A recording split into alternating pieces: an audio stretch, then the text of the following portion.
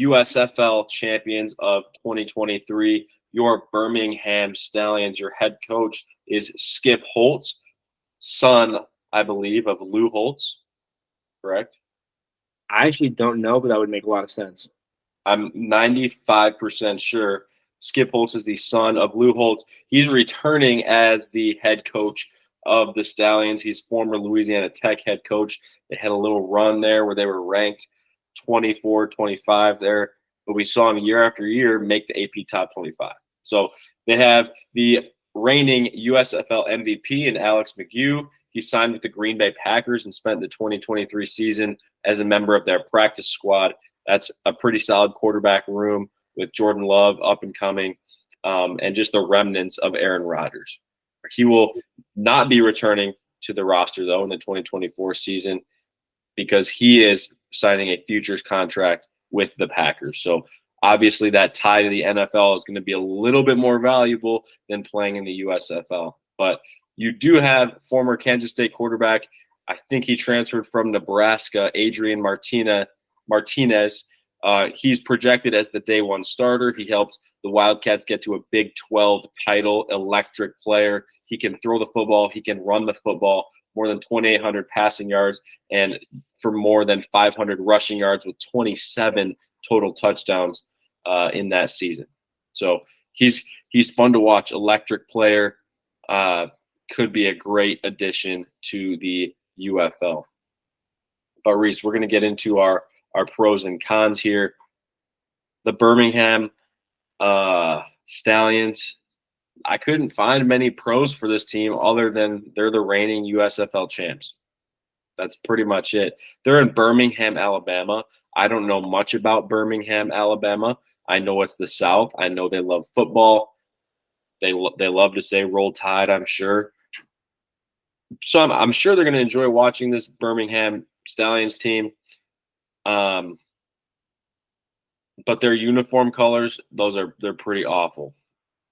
Yeah, the USFL did not brand their league very vibrantly. There's a polar opposite difference between the XFL branding and the USFL branding, and then you look and see which one was more valuable. The XFL was more valuable by far. So for sure, USFL kind of missed on that.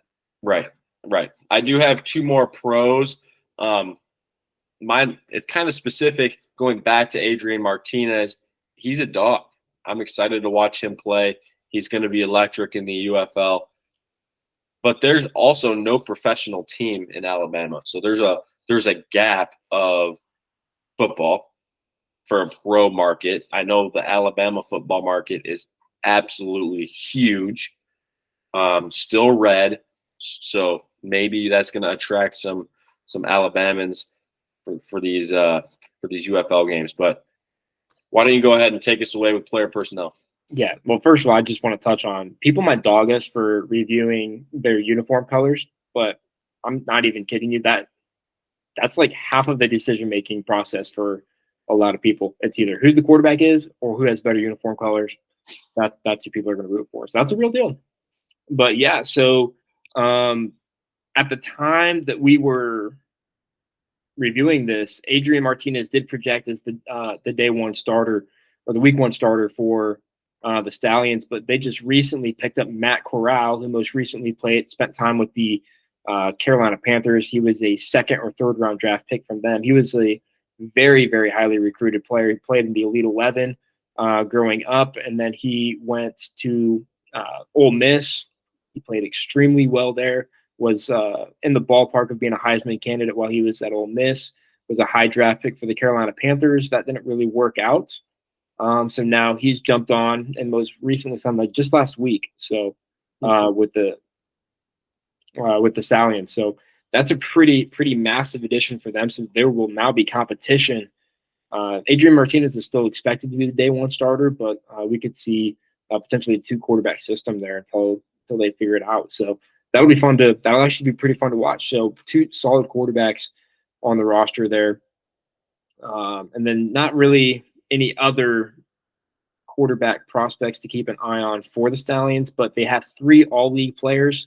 So Chris Orr was a linebacker, was an all-USFL linebacker last year. Jay Sternberger who is probably, in my opinion, the best tight end in the league. He was an all USFL player last year. And then Calvin Ashley is an all USFL offensive tackle. So they'll be returning. They've also got guys like Scooby Wright, Amari Rogers, and Deion Kane. So they've got two solid quarterbacks on their roster, and then they have two solid receivers. Deion Kane spent time. He was a very, very good player at Clemson, ended up being a 5th or 6th round pick to the Colts a couple years ago, and then played for the Steelers, played on their 53-man roster, not this most recent season, but 2 years ago. And he'll be in the USFL this year. And Amari Rogers spent time with the Green Bay Packers. So two Clemson receivers teaming back up.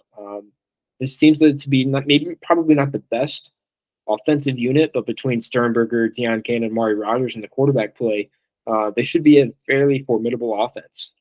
And another thing I'm noticing, Bo Scarborough, was he LSU? He was a Bama. He was a Bama guy. Yes. So he's a big, tough, physical runner. So he's going to be – he's like a poor man's LeGarrette Blount. Yeah, so he went to Alabama. He's playing in Birmingham now. That could be an attraction to get people in the stadium watching UFL football. So that's something we can keep our eyes on, see how he performs down there where he went to college. For sure. And then we talked about the special teams game with the Renegades and Marquette King.